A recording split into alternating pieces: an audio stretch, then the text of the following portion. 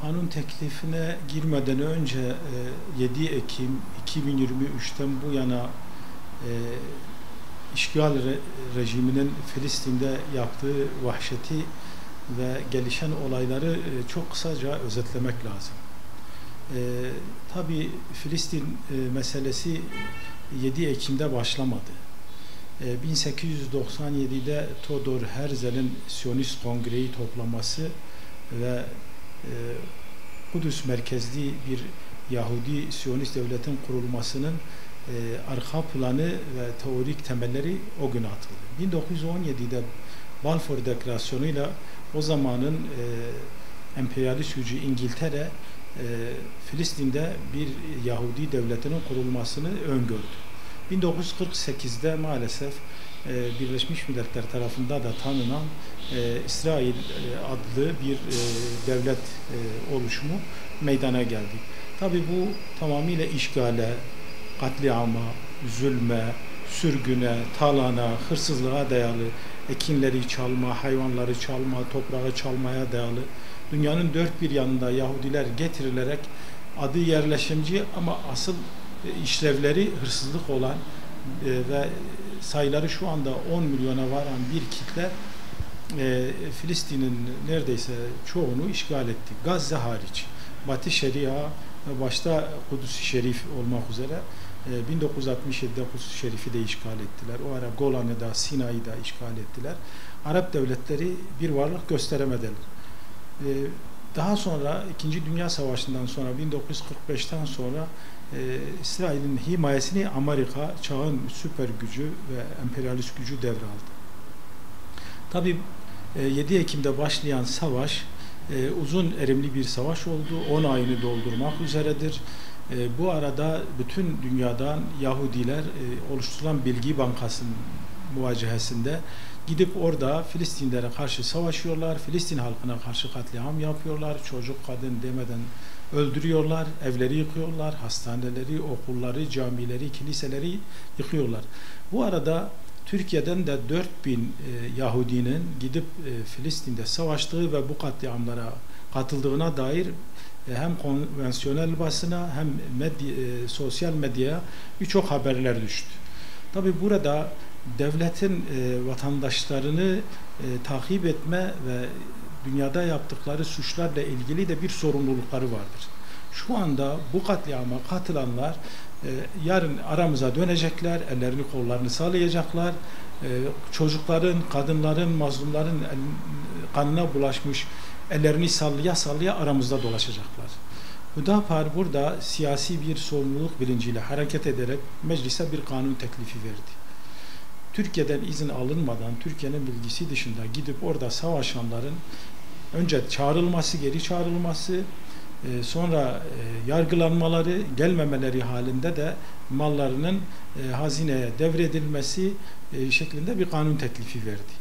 Bunun ön görüşmeleri hususunda mecliste güzel bir gelişme oldu. Başta AK Parti, Deva Parti, Genç Parti, Saadet Parti ve tabii ki Hüdapar bu yasanın görüşülmesi hususunda görüş belirttiler.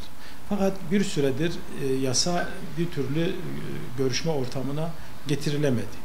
Bunun bir an önce gelmesi lazım. Türkiye bir saygın ülke olarak, bağımsız bir ülke olarak, kendi öz iradesine sahip bir ülke olarak, halkı Müslüman olan bir ülke olarak Türkiye'den yaşayan, Türkiye'nin de aynı zamanda vatandaşı olanların gidip Filistin'de bu mazlumları katletmelerini, öldürmelerini, şehirlerini, evlerini yıkmalarını ve sonra da bir şey yokmuş gibi gelip halkın arasına karışmalarını kabul edecek bir ülke olmadığını bütün dünyaya göstermesi lazım.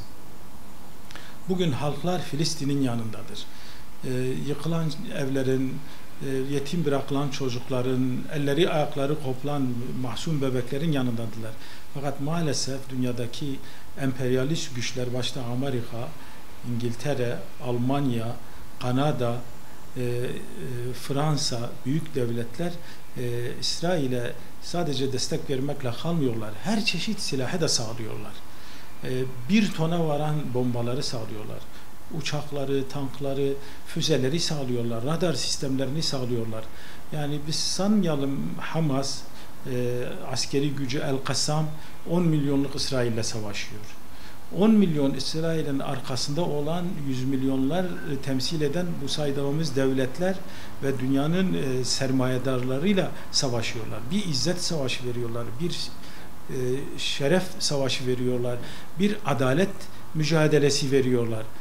Bugün İsrail şu anda dünyada sınırları ve coğrafyası belli olmayan tek bir ülke var, o da İsrail'dir. Bunun Aziz-i Mevud dedikleri ve Siyon protokollerinde geçen, içinde Türkiye'nin Kayseri'ye kadar, Ürdün'ün, hatta Mekke ve Medine-i Münevvere, Mekke-i Mükerreme'nin, Mısır Sina Çölü'nün içerisinde olduğu bir idealle, bir hayalle, bir ütopya ile yaşıyorlar. 1948'e kadar İsrail bir ütopyaydı ama bugün bunu gerçekleştirdiler. Bir işgal rejimi var ve bu sınırları henüz uluslararası kuruluşlarla da belirlenmiş bir sınırı yok. Birleşmiş Milletler Genel Kurulu'nun aldığı kararların hiçbirini uygulamıyorlar, tanımıyorlar.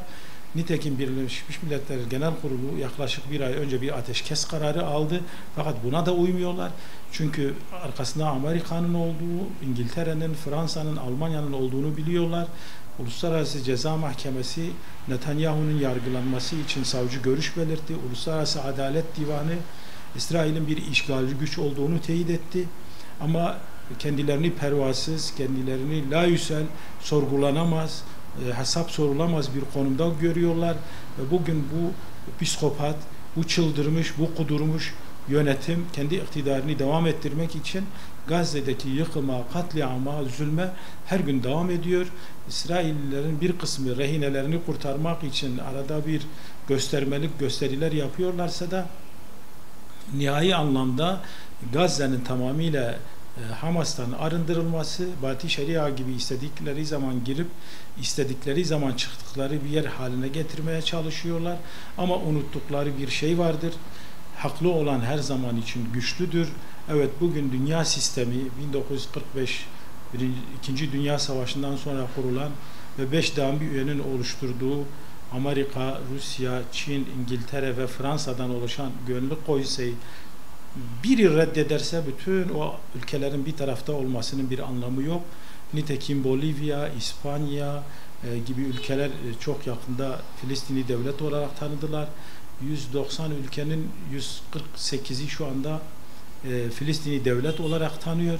Fakat Birleşmiş Milletler Güvenlik Konseyi'nin evet demediği bir ortamda bunun geçerliliği maalesef mevcut adaletsiz, vicdansız ve hakkaniyete karşı olan sistemde sizin varlığınızın bir hükmü, bir anlamı olmuyor.